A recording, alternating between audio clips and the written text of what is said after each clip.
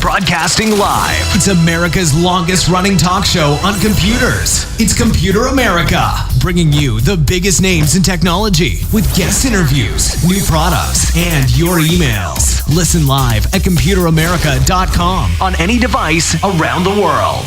Email the show at live@computeramerica.com or find us on social media.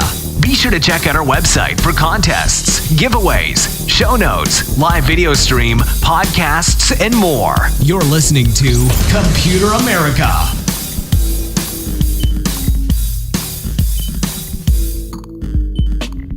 Hello and welcome into the Computer America Show. We are the nation's longest running and nationally syndicated radio talk show on computers and technology. Thank you for joining us. I'm your host, Ben Crossman, and everyone out there, hey, how you doing? Hopefully you're having a great day.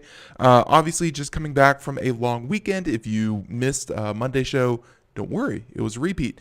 We, of course, took Monday off, and, of course, to everyone out there, because we didn't have a chance to say it, Happy Memorial Day, and, of course, we remember those who served. So, with that being said, just real quick, everyone, welcome into the program. Hopefully, everything's going well, and let's go ahead and jump right into first things first. Second part of the program, we will have computer and technology news in whatever time that we have left.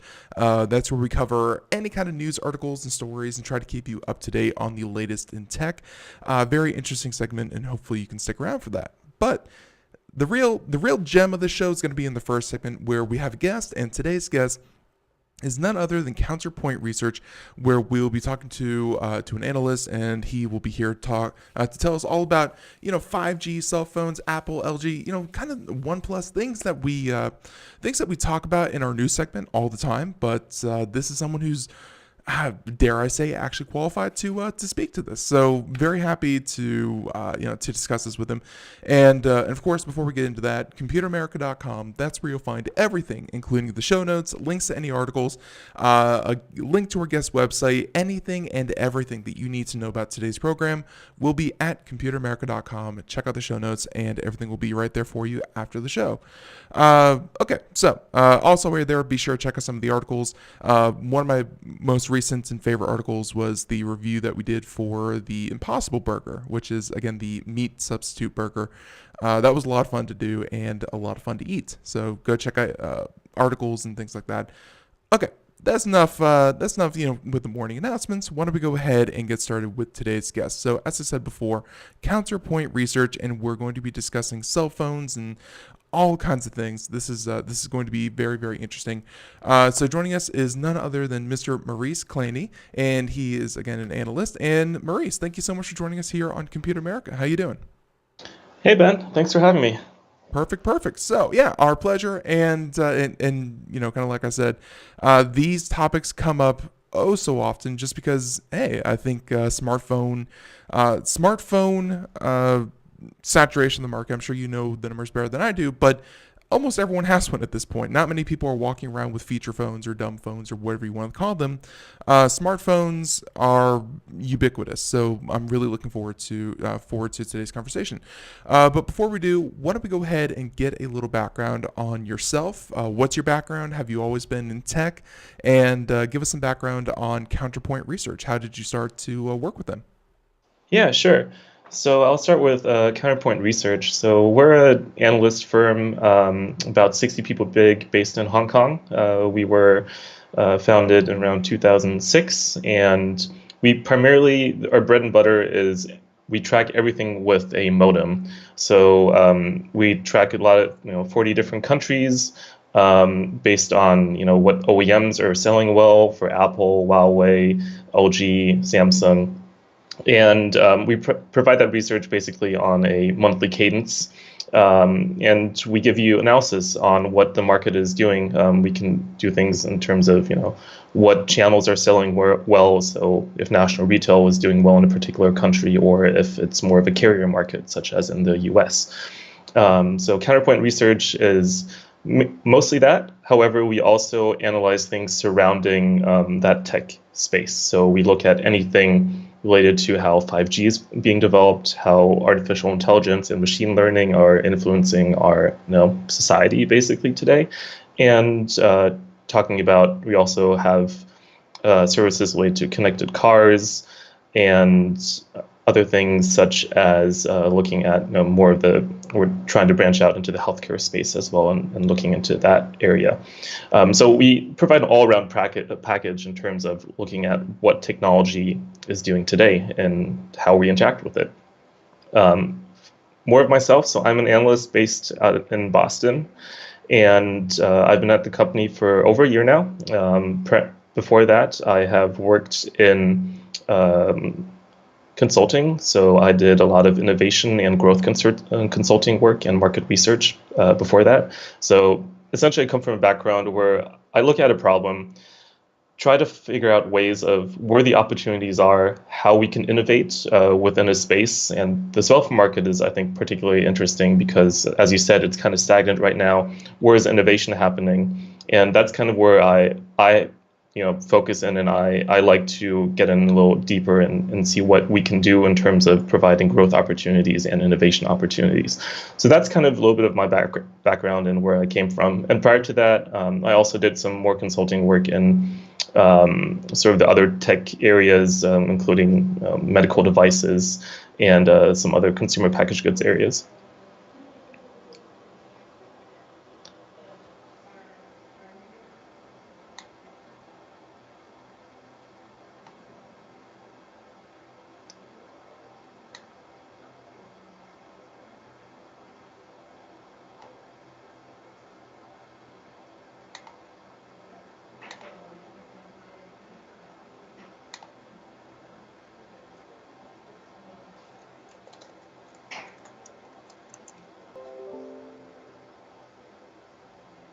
Wow, I was just talking with mute on. Thank you so much for that. Oh.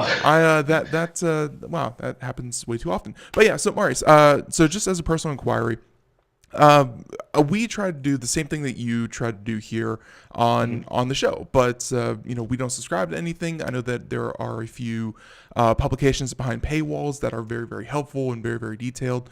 But at the same time, my question to you is, for the average person, for someone like myself or someone in the audience, when you look into where's the innovation happening, where's the growth happening, do you just go off of basic numbers that these companies put out, or do you have other sources that you pull from?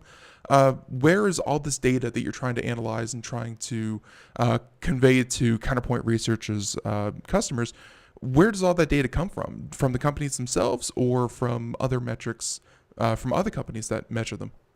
Yeah, good question. So it's actually a triangulation process here. So we look at different data sources. So one of them obviously is the public available data.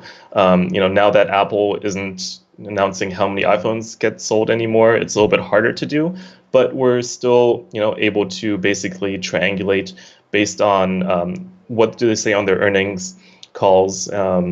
We have also information through the supply chain. So we are able to do surveys and interviews with component players to be able to analyze, what components are selling where, and what the volumes would look like in that sense.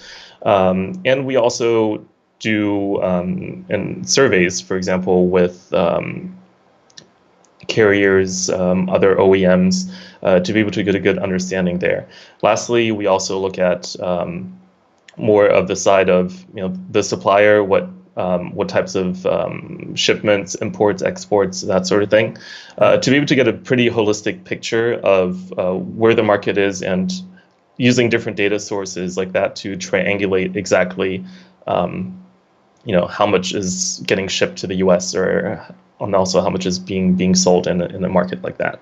Right. So I guess if, let's say, Apple doesn't order more than 30 million screens, that at some point the maximum phones that they could sell is 30 million, and then you kind of look at sales numbers and think, no, okay, perfect. Thank you for answering that. Makes perfect sense. So that's how we kind of get the information.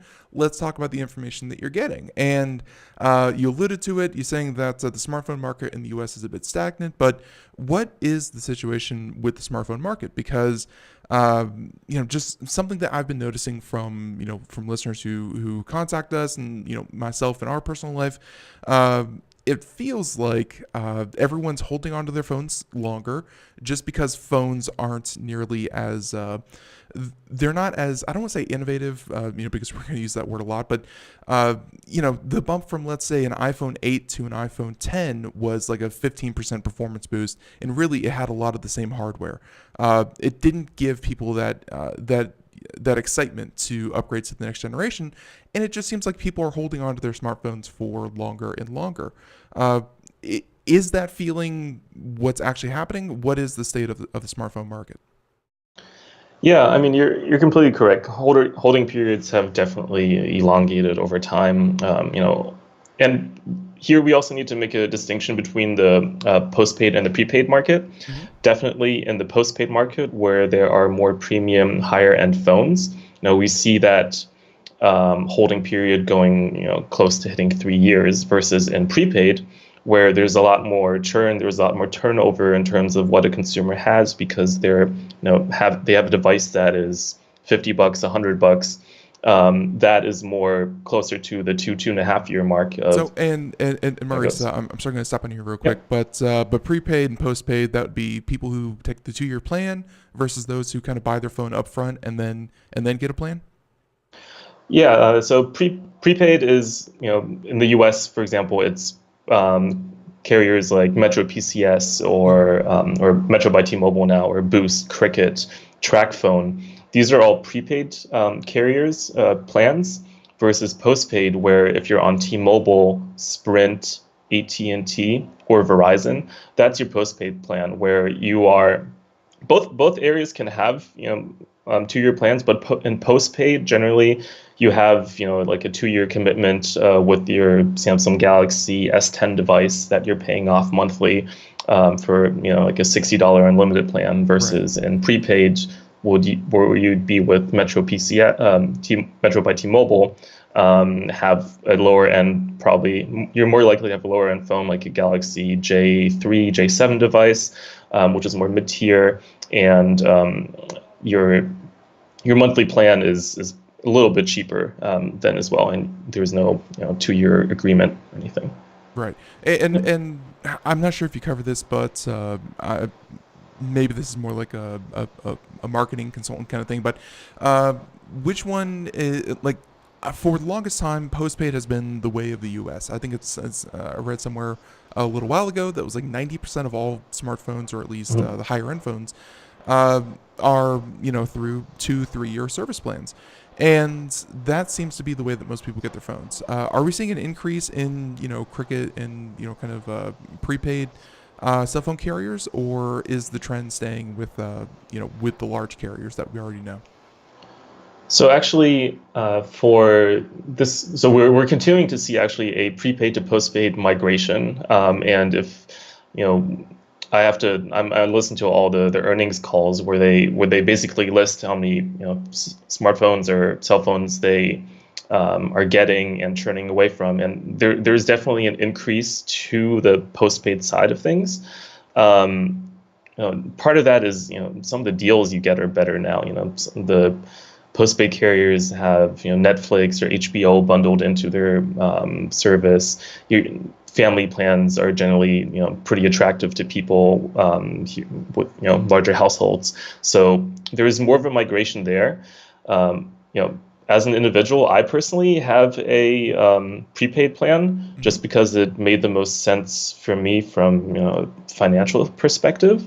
But it really depends on what the overall demographic is that you're targeting. And for the U.S., it's definitely the postpaid family plans, that sort of thing. Interesting. So our next question that we have here, and it's how do you innovate in a stagnating smartphone market? Because kind of like we've been talking about, everyone already has a smartphone, and it seems like the people who want to pay up front, they are going for the less expensive phones, and that's perfectly fine. But that they're not going to really kind of over the course of a year, they're not going to just say, I've been using this $200 phone, and I really want that shiny new $1,400 phone. Not many people make that kind of jump.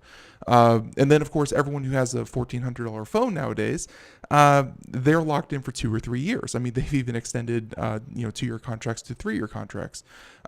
There's not really a lot of room to on the sales side of selling phones. There's not a lot of room to innovate.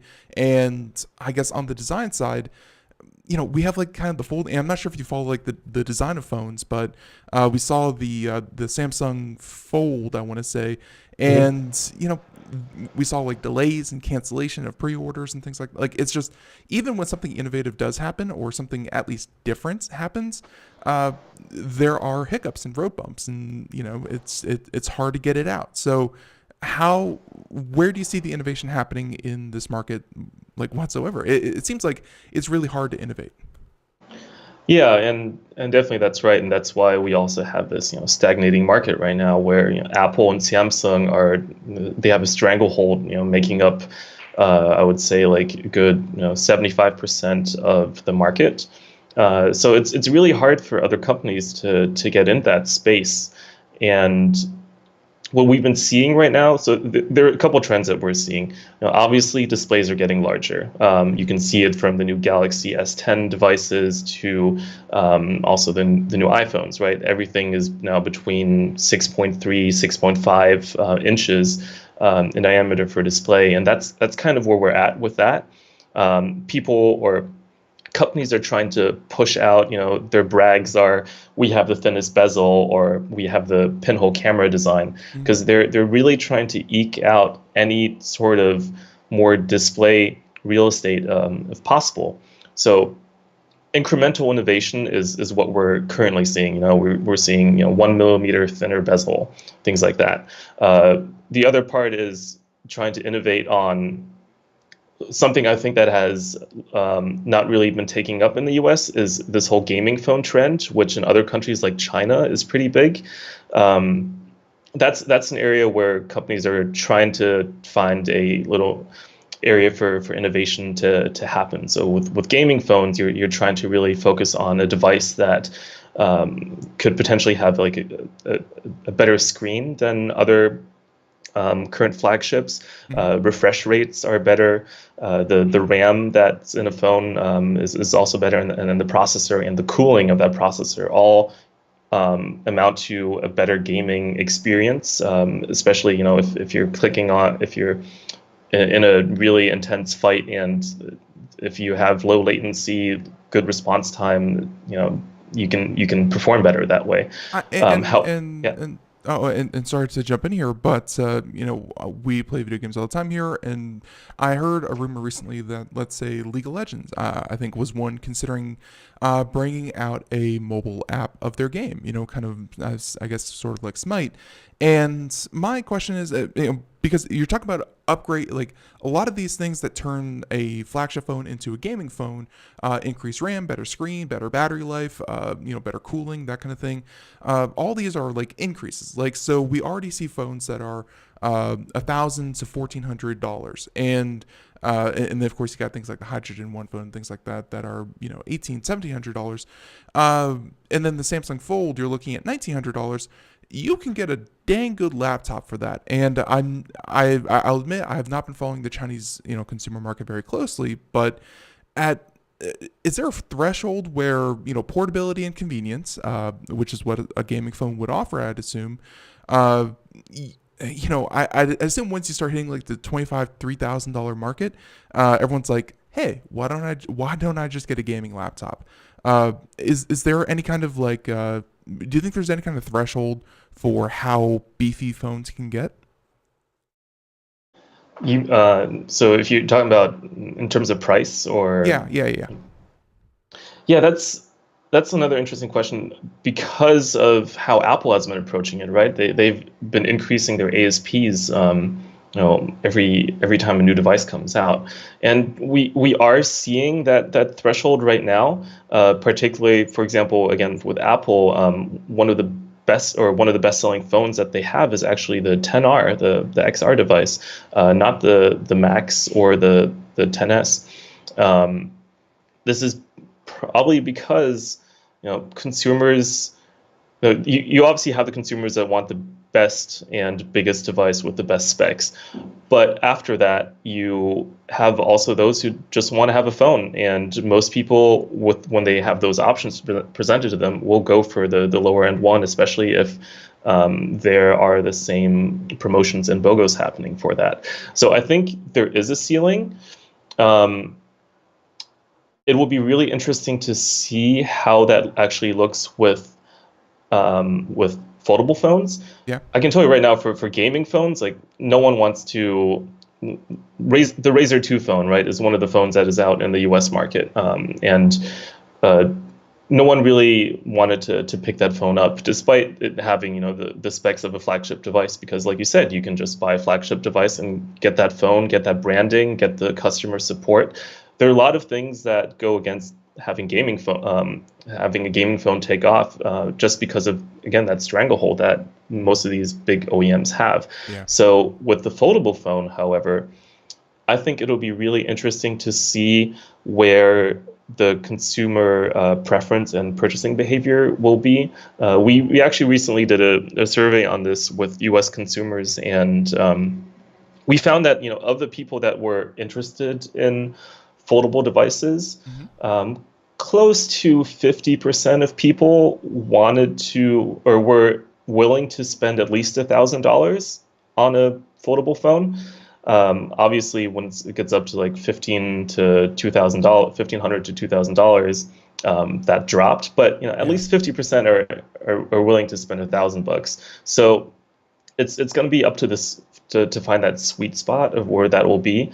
And however, because the US is such a carrier-driven market, you're going to have promotions on it. You're going to have BOGOs. You're going to be installment plans, which will make it easier for the US consumer to get a device like that. That is, and that's something that that we've definitely noticed, is that it's not even so much that like smartphones kind of started to cannibalize tablets or computers or laptops or things like that. It's just that smartphones created entirely new segments of the population that really are looking for entertainment while they're sitting waiting for a bus, or they are sitting waiting for an appointment. Like, just any downtime turned into screen time, and smartphones really capitalize on that. So it's not even like, but that's when smartphones first kind of came onto the market. Now it's going to be smartphones eating into other smartphones. I'm curious to see what foldable phones do to other segments, because kind of like I said, smartphones haven't taken away a lot from other markets, but at the same time, now they're going to start, I guess, segmenting themselves a little further. And actually, you mentioned iPhone, and everything that we know about the next iPhone event is kind of just rumor. I'm sure that you have it on much better authority than just rumors, but I think I read somewhere that the next iPhones, they're coming out with like 5 or 6 different lines of phones. Like, it's not just the top end and the iPhone 5C or whatever the equivalent of it this year is. It seems like, I'm sorry, does this kind of speak to your point where all these different carriers or all these different phone manufacturers are trying to find that niche to grow into, so they're going to start putting out a lot of different kinds of phones? Yeah, I think to an extent. I mean, you're seeing it right now with Google, right, coming out with the Pixel 3a device, and expanding their reach to not only be at Verizon and Google Fi and now at US Cellular and a couple other places. It's going to be tricky, I think. I don't want to comment on any rumors for Apple. They're definitely going to have at least 3 devices out. And it's going to probably be in the same format and style as that they had before, a high-end device, a mid-tier or middle-ish device, and a lower-end device that they have. I think where companies are particularly looking to have those little, other boosts is, camera configuration, looking at if they can eke out more display increases there. And this is again where the foldable comes in, like where I mentioned before that devices now, or high-end devices that are selling well, are 6.3 to 6.5 inches, and that's kind of the ceiling. With the foldable device, and like you said, like it'll be, it's kind of like a tablet, right? When you open it up, you get 7 inches, and that is going to push the boundaries, push the limits of how you're going to see a phone or how you're going to interact with it. Is it going to become more of a tablet? And then you can also, it's not just what the phone does, but the ecosystem around it, right? So the big thing, one of the big challenges, other than the mechanical parts of the foldable phone, is how do apps work, right? How are you going to go from like having it closed to opening it up, and having all the different apps that you have on your phone work right now? Now, of course, Samsung partnered, with Google Maps and I think Instagram as well, to be able to, get that experience pretty seamlessly. But you gotta, there are hundreds of apps out there. How is it going to work with these other ones, especially for gaming, if you're going to have want to use it that way? So it's really, you really need to have like this holistic approach to this. That's and sorry, but that transition is going to take a couple of months, if not years, because yes, people are going to buy these foldable phones and they're going to have them, and they're going to expect that whatever their favorite app is, they're going to expect that they're suddenly going to, if not utilize the extra space, they're going to fit the extra space. And at some point, though, all these app developers are going to have to spend money and say, we're servicing 0.1% of the phone market, but we have to spend a lot of resources. I guess it has to hit that, saturation point that, they're going to be catering to more than just a small fraction of the smartphone market, because you can't just have one foldable phone and say, okay, everyone needs to change their app. It feels like 2 or 3 or 4 different carriers are going to have to come out with folding technology before the app developers say, okay, now there's enough people to warrant the investment. Right. Yeah. It's definitely going to be a longer process, and Google has to also push this, because they're the ones that also give out these guidelines of how. For screen resolutions and things like that to be able to function on these devices. So that will be, like I said, like a big challenge for getting adoption to happen for foldable devices. One of the other areas, and we kind of touched upon this earlier as well, where we see foldable phones getting a big pickup also, is with 5G and that rollout. So in the U.S. right now, we have very. So Maurice, and by the way, we're about to head into break in about 2 minutes. This show's been flying by. Would you mind staying over past the break so we can continue our conversation? Yeah. No problem. Right. Yeah. So we have about 2 minutes. So I wanted to kind of introduce this completely, because this is a segment that I was going to transition into next. But hey, you're natural. 5G, something that we've been hearing about.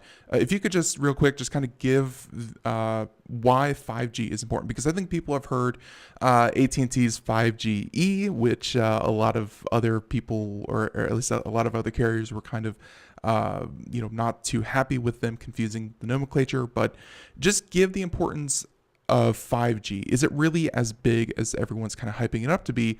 And just a real quick, what is it? And then, of course, I'll interrupt you and we'll come back and talk about the adoption and things like that. So what is 5G? Gotcha. Yeah, so 5G is just basically the evolution of our speeds that we have currently for network speeds. So 4G is what we have right now. 5G will potentially be 20 times faster. We'll get single-digit latency in terms of how quickly something is going to be responding. And it's actually going to be pretty important, I think, for a lot of the use cases that we want to try to push in terms of things like in telemedicine, AR, VR, education.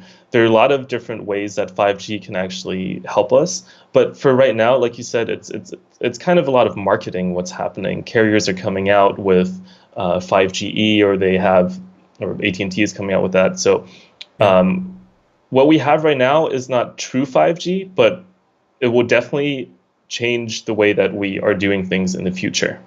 So it's definitely something that is innovative, and that's kind of what we picked up here. And by the way, there's music in the background. So Maurice, we'll be right back. Thank you for continuing on with this. But 5G does seem to be something that everyone's really crossing their fingers for. It just kind of has to get here, and that leads into another topic of conversation that I want to talk about with Huawei, which is a whole can of worms. So everyone, will be right back. More Counterpoint research, more Maurice, and of course everyone, more Computer America. We'll be right back. Stay tuned. Greece is cheap. But the airfare costs a fortune. Paris? Not much closer, and again, airfare... What about Puerto Vallarta? Let's face it, flying anywhere is just too expensive. Wait, what's this? Low-cost airlines. With one call to low-cost airlines, you'll drastically slash your travel costs. We're talking insanely low airline prices to any of your favorite destinations. Where would you like to go? London, Rome, Costa Rica, Australia? Wow, that's cheap. So why wait? Call now to learn how crazy cheap it is to fly anywhere in the U.S. or international. Our prices are so low, we can't publish them. The only way to get them is to call to instantly hear the most amazing best deals on airline travel. It's that easy. So call now and start packing. 800-215-4461. 800-215-4461. 800-215-4461. That's 800-215-4461. We are all Brother Wolf. 10 years ago, a group of locals banded together to create positive change. We took animals into our homes, held adoption events at local retailers, and talked to the community about our mission to help build a no-kill Asheville. A decade later, we have achieved so many victories for animals in need. There's been so much progress, yet there's still so much to do. As part of our year-long celebration, we encourage you to become a member of our special Compassionate Circle program.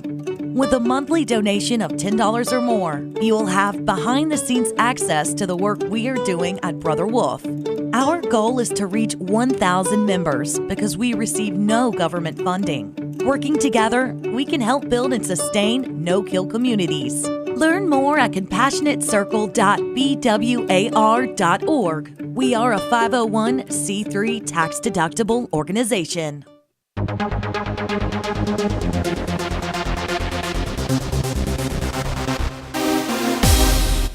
And welcome back to the Computer America Show. It is 32 minutes past the hour, and we continue on here. By the way, if you missed any part of our conversation with Counterpoint Research and of course Maurice Klaehne, then hey, check out the podcast. It's today's show in its entirety, rebroadcast wherever podcasts are heard, and you can hey, time shift us, catch us wherever you want, and hey, listen to us on your smartphone. So with that being said, we continue on, and again, thank you so much, Maurice. So yeah, we were just about to get into 5G. 5G is really something that I guess people could kind of compare it to, don't get me wrong, 4G and 4G LTE was great, but it's kind of like switching from DSL to fiber, even a dedicated fiber line. You just get so much throughput. If people are in the right areas, and I'm sure we're going to talk about rollout and the troubles. By the way, we found this report on your website on Counterpoint about the rollout in Korea, which we can kind of pull from. But if people are in the right places, 5G could actually be faster than their dedicated internet line running into their home. It's a really powerful technology. People are going to want this. But like I said, let's talk about the rollout. How far away are we from actually getting this implemented to, if not the majority of, let's say, Americans, but what's the timetable kind of looking like for 5G adoption? 5G is basically driven by the carriers right now, right? So Verizon, AT&T, T-Mobile and Sprint, and all of them have different brags essentially of what their 5G capabilities are. Not to get into too much of the weeds here, but Verizon and AT&T basically have several cities now where they're 5G capable, and T-Mobile and Sprint are also getting there as well. Verizon actually has their first 5G device out, the Samsung Galaxy S10 5G, in the Chicago area, and Chicago and Minneapolis, I believe. And AT&T currently has, I think, about 19 cities ready right now. And however, they don't actually have a phone yet. However, we have the Samsung Galaxy S10 S10 5G device, and also the LG V50 coming out very soon for these other carriers, so that you can actually use a 5G capable device in these areas where there's now 5G available. Really, in 2019, we'll just see an expansion of cities. All the carriers are investing a lot of money into expanding their network, putting in more towers, so you're able to actually get a 5G connection. So in the Verizon example right now, you're ideally you need to be between 100 to 300 feet away from one of these 5G really towers yeah. to be able to actually get a good connection. Yeah, that's really close compared to some of the more traditional cell phone towers. Yeah, and that's why they're going to have pretty massive expansion with these, and you're going to have to put a lot of towers everywhere to get that connectivity. So that's why they're focusing on cities right now. Rural populations will be a little bit harder to get, and there's also a difference between the spectrums that you have. So you have pretty high spectrums and versus very low ones. So Sprint is actually better in areas where you have shorter distances, where you need to cover more dense areas, because of just the band that you're using for it. However, I think for 2019, we'll just see an expansion of what's happening right now. More phones will get introduced so people can actually use the device. People will have to. T-Mobile said that you won't get another charge for having a 5G connection, and we'll see what the other carriers are doing in terms of how much money people will have to pay in order to have a 5G service. But right now, it's still all being developed. Right. 2020 is more likely that we'll see actual good 5G services come about and actually have it be a use case for. Right. Yeah. And kind of like we said, people are going to want this because I'm sure that data has been one of the largest demands when it comes to smartphones. It's not the fact that a phone is a phone anymore. It's that a phone is also how you watch Netflix and how you play video games and how you download the news and blah, blah, blah. Data is king, and 5G just kind of gives you more of that data. So I guess just by extrapolating that, you are assuming that Apple, the next generation of Apple is definitely going to be 5G compatible. Samsung, LG, and I'm sure Google and a lot of the other carriers, everyone's going to try to at least push out one device within the next year that will have 5G. Yeah, I think for Apple at least, the device that they're going to be presenting this year will probably likely not have 5G available, but in 2020 they definitely will. Samsung will have a device, LG will have a device. Moto already has like their Moto Mod series where you can tack on to their Moto Z3, and I think also the Z4 will have like a function where you can put on a 5G module. So all these companies will definitely have at least one 5G capable device available. And yeah, there was something else that you mentioned before, but I lost my track there. Yeah, I must have too, because I think you answered that. I think you just answered that perfectly. But so all these carriers are going to come out with, and I was just kind of commenting that again, data. I'm sure that you. Oh yeah, that's the other thing I wanted to say. Yeah, so right now in the U.S., I think or actually, I just saw a report from Korea where on like a 4G LTE network, daily users were doing like 400 MB or something like that of use. But Korea is one of the other markets where 5G is available, and the Samsung Galaxy 5G device is also available there. And they're seeing users go up to 1 GB, of data per day, and that's a huge increase for a consumer to have. So that's what carriers are trying to. That's the kind of shift that carriers want on these networks too, where we're using maybe 4 to 8-ish gigabytes, an average user per month, and have that actually be used in a week or less, because you're able to download like a 800 MB movie in a second if you want that.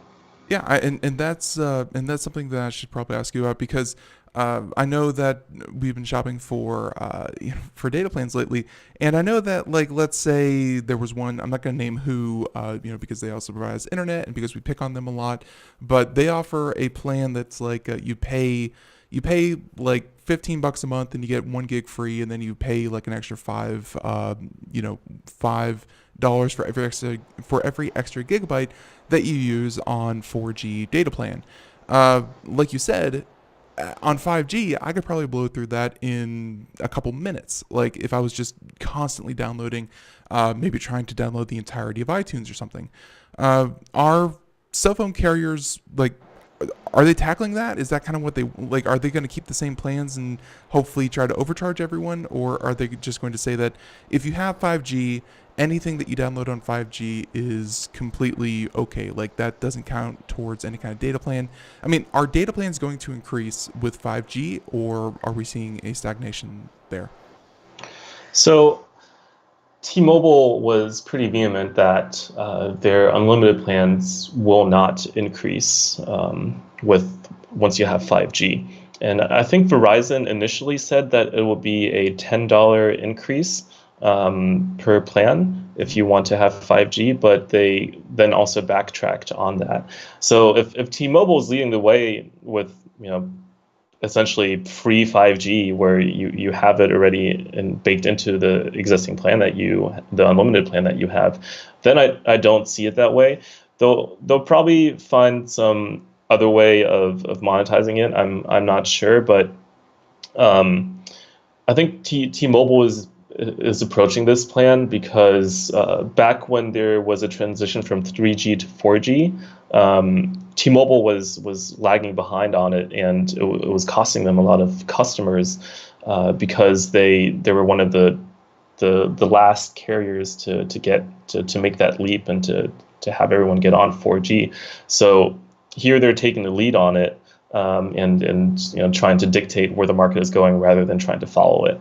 I gotcha. So there's two big topics that I wanted to, kind of approach to you, and they're very sticky and very, I don't know, they're a whole thing. So let's wrap up just a couple more loose ends here, and then we're gonna get into those two topics. But first one, you mentioned that, hey, at least here in the U.S., because everything's so carrier driven, when people make deals or exclusivity, or they offer really really good deals, the advertising that goes into T-Mobile, Sprint, AT&T, Verizon, whoever capitalizes on those carriers, their phones get into the market. And in this case, it's usually Apple or Samsung, to a lesser extent LG and Google Pixel and what have you. Talk to the newer entrants in the market when it comes to Google Pixel, the One Plus. We saw things like the Hydrogen One. The Nokia came out with a new phone. Razer, I think, is, and I mean like Razer, like the old school Razer, is looking to come into one. Do new phones even stand a chance in the U.S. market, or I guess even abroad? So the U.S. market is so driven by the carriers and the marketing, like you said. So Apple, and if you go into any carrier store, right, what do you see when you enter? You see a big Samsung display, you see a big Apple display. Mm-hmm. That's where most people are going to gravitate to. The One Plus made a successful splash at T-Mobile because it was so different, and you can definitely tell that there's a demand for that because consumers, when the initial launch happened, I'm talking about the 6T, when that initial launch happened, consumers flocked to it. I was talking with one rep. He was saying they were selling like hotcakes, basically. But OnePlus doesn't have the marketing spend that Apple or Samsung has, so it's hard to compete when you have a very small display compared to the 3 tables that Apple and Samsung have in a carrier store. So while there is demand and there is a niche for it, it can be hard for smaller players to grab a lot of share. However, what the OnePlus device also showed to us is that there is a price band where there is some potential. So OnePlus was selling under $800, right? And most of these Samsung and Apple phones were selling above that. So in terms of that price band perspective, OnePlus was doing pretty well. And you see the Google Pixel 3a device also going into that $400 to $600 range with their devices. So Google also doesn't quite have the ability to compete in the high end with things. They'll definitely have some market share there, but they're looking into other price bands to be able to grab some share in this market. Right, yeah, and that's really the thing that I think there is this middle market that, as Apple and Samsung have been kind of pushing the upper end of the price point, they've kind of abandoned that that area that 5 or 6 years ago, if you were buying an iPhone, about $800 was the most you'd ever spend for any phone, and I think that market segment's still there. They're just not being catered to like they were. So it's really, really cool. And I guess kind of thank you for your confirmation that just because a phone isn't Apple or Samsung doesn't mean it's a bad phone. There are good phones in from other companies, I guess. So it makes perfect sense. Okay, now the 2 topics, and heck, I might even keep you for till the end of the show, but I'll let you decide as our guest which one you wanted to speak to. And this is kind of policy. This is a whole mess. I wanted to speak about Huawei because we put out an article about 8-9 months ago about the trouble that Huawei was facing. The U.S. government was putting a lot of weight on Huawei to not get into the U.S. market. And then at the same time, we see that Huawei is, and trust me, Maurice, we do too. So don't worry about that. But yeah, so first one, Huawei, and everything that they have, everything that they're doing and is being done against them as a company. And then and of course we can talk about their 5G antennas and what have you. And then the other topic I wanted to speak to was the Sprint and T-Mobile merger, where you were saying that AT&T and Verizon were having, much faster rollouts of 5G and things like that. Sprint and T-Mobile have been looking to become more competitive with the other two by merging, but again, as just kind of as a competition standpoint, having 2 of your carriers merge so that you only have 3 major carriers instead of 4 major carriers, that's not exactly more competition. That's a lack of competition. So I'll let you decide which one you want to speak to, if you have anything to say on either one of these topics, and go for it. Yeah, sure. I can quickly touch on both, and I'll start with the T-Mobile Sprint merger. So what we've seen right now is that the FCC, is pretty favorable for the deal. However, what it will hinge on is the Department of Justice, and there it is. At least in my opinion, like it's unlikely to go through for the reasons that you mentioned. Where there's less competition, even though that they will, both carriers are saying that there will be more jobs available. It'll be better for the network and it will increase competition. That's a hard point to prove, and they really need to prove that out in order to get the DOJ on board with this. So I think it's still pretty, it'll be interesting to see where it goes. But in my opinion, the DOJ will be, I think, too concerned with these things to actually have it pass. But I mean, we'll see. There are other big mergers that have been approved in the past, so I won't be surprised if that actually does go through in the end. When I think it was Time Warner and exactly. and Charter went through, that blew everyone away. It's like, oh hey, they just approved like a 60 billion or whatever it was deal, and then all like when Fox was purchased by Disney and things like that. Like even when there are so few players, you can still see these mega mergers happen, especially in these last couple of years. I would be surprised, and at the same time would not be surprised if it went through. Right. So Sprint and T-Mobile, maybe. And again, Huawei, just to kind of give you our audience's understanding, because again, we did write that article about 5 or 6 months ago, and that was to the fact that Huawei, and this happened in January because I remember it was right before CES. Huawei just made a deal, I believe, with Verizon to bring a Huawei phone to market. And as we've been saying before, the U.S. is a carrier-driven market. So if you don't have a deal with a carrier, if you just say, "Hey, buy our phone," and then go activate it, you're cutting out 90% of the phone buying population. You have to have a partner in the carrier space. And first it was Verizon. The U.S. government said, we really don't trust China, blah, blah, blah. There's a whole bunch of politics to go into it. And essentially Verizon was forced to pull out of that. And then AT&T was supposedly, or it was either AT&T or Sprint supposedly made a deal. And same thing happened. Senators and politicians were like, or even the FBI and CIA were like, hey, don't do that. We don't trust them. We don't want those phones on our networks in the United States. And then like at the same time, though, you have Canada, Europe, and all these other, and like essentially anywhere that's not the US is just gobbling up Huawei phones and devices and 5G towers. And essentially Huawei is just the provider of everything outside the US, except the US is being very anti-competitive and not letting Huawei come into the market. That's where we kind of left off with. And then we have things that involve like, the founder's daughter, with Iran trade sanctions and things like that. My point is, that's kind of what we know. What is up with Huawei and what is up with the U.S.? Is this does this have to do with like the trade sanctions against China, or is there something really there? Because Huawei just seems like a very powerful entity that is just kind of being muscled out of the U.S. market.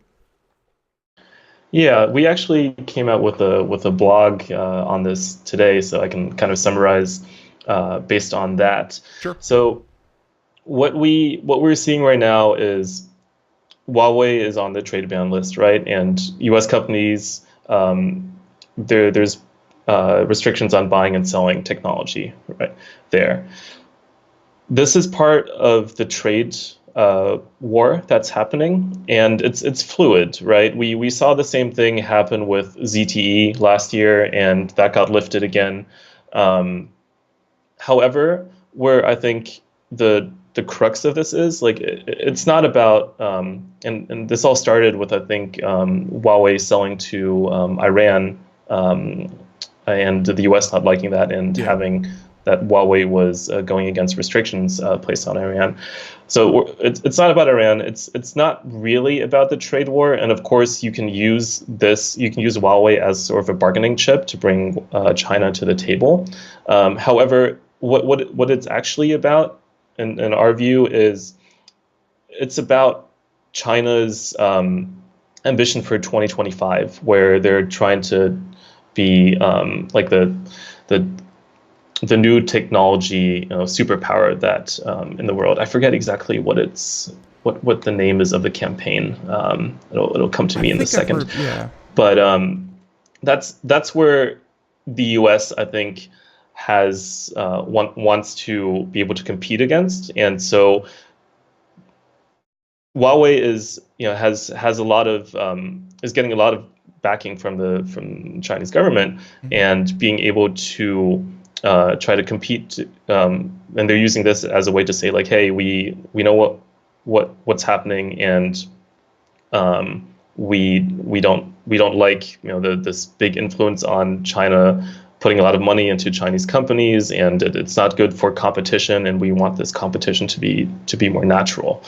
And Huawei itself, while they don't do a lot of volumes in the US, about 51%. About 50% is actually in Europe, Middle East, LATAM, Asia Pacific, and 50% is in China. So while it won't hurt the Chinese market a lot, this ban will potentially hurt a lot of that other percent of Europe, Middle East, etc. With it. And another data point also in terms of price bands for Huawei. Huawei makes about 43% of their phones are in like the $100 to $200 wholesale range. That's where the bulk of the phones are being sold is. However, 10% of their phones are above $500. That's your premium line, and that's where most of the profits for Huawei are going to be hit with this ban, because that's where all the money is, and that's where their marketing capabilities and R&D investments and budgets in the future will be hampered because of this ban. Glad to see that that we weren't just being paranoid, because again, our impression was that the U.S. government was kind of using this as, like you said, a bargaining chip. There's politics at play, but at the same time, there's still technology at play. A recent development that happened, and we're going to end here in just a minute, but a recent development that just happened was that many U.S. companies, like you said, the trade embargo, I think that Huawei lost their operating system, they lost their chip provider, and they lost just the rights to use a lot of U.S. founded technologies. And I guess anyone who kind of invested into the Android operating system, suddenly they just lost all their apps. Do you think those are going to come back? Do you think that Huawei's going to get its chip manufacturer back, and or do you think this is going to spur them to, I guess, make their own chips and make their own operating system? I think it's tough making your own operating system, but we've seen that Huawei has been gearing up and has had these plans in place for stocking up on equipment and materials, and looking into an Android system. It'll mostly again affect the market outside of China, because in China people are used to sideloading apps already, because of the way that the app system there is not, you can't use it. Mm-hmm. So it's tough to say. And I actually can't comment on it all that much more. Right, sure. No, that's and hey, that's more than I wanted. And by the way, this was again just kind of I did not mean to keep you for an hour, but like I said, this comes up so often in our show that I felt like I had no choice but to. And so I'm going to go ahead and let you go, because I've kept took so much of your time. But everyone, we've been talking to Mr. Maurice Klaehne. He is an analyst for Counterpoint Research, very, very informed on the phone market in general, and just everything that I wanted from this interview. This has been perfect. So Maurice, thank you so much. And if people want to find out about Counterpoint Research or anything that we talked about here today, anywhere that you'd like to point people to? Yeah, you can go under counterpointresearch.com. We can also follow us on Twitter at counterpoint_TR, and my handle is also mklaehne on Twitter. Like I said, we just came out with a new blog on Huawei. If you're interested in learning more, please head on over there. All the data points that I mentioned are on the blog. Thank you so much. Yeah, no, our pleasure. We'll include those in the show notes. And Maurice, until next time, hey, maybe we'll have you back after Apple comes out with their phones, and you can come on and talk about those. But in the meantime, thank you so much, and have a great day. Yeah, thanks, Ben. You too. All right, bye-bye. Bye. All right, everyone. So there he goes, and hey, that was a lot of fun. Like I said, that was everything that I wanted from that conversation and more. So if you enjoyed that, please go by and check out the podcast if you missed any part of that. But in the meantime, computeramerica.com will go ahead and let's see. Sorry, doing one more thing. No problem.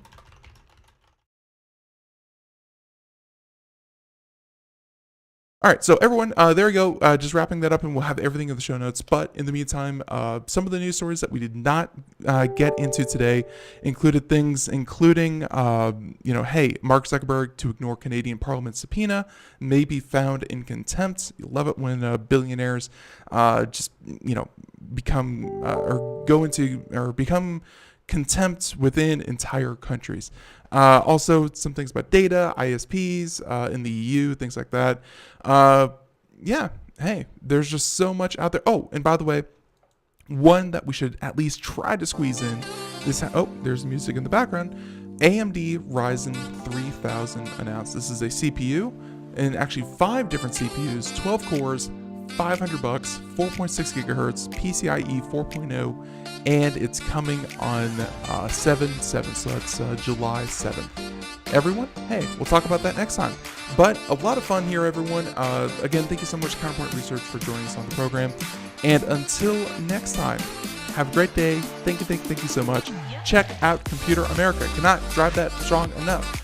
And, hey, catch us here tomorrow. So tomorrow the program, by the way, just so that you are comforted to know, we are going to be talking to none other than Scott Schober. Hey, always a fun segment. And until next time, everyone, have a great day. Thank you so much. Bye, everyone.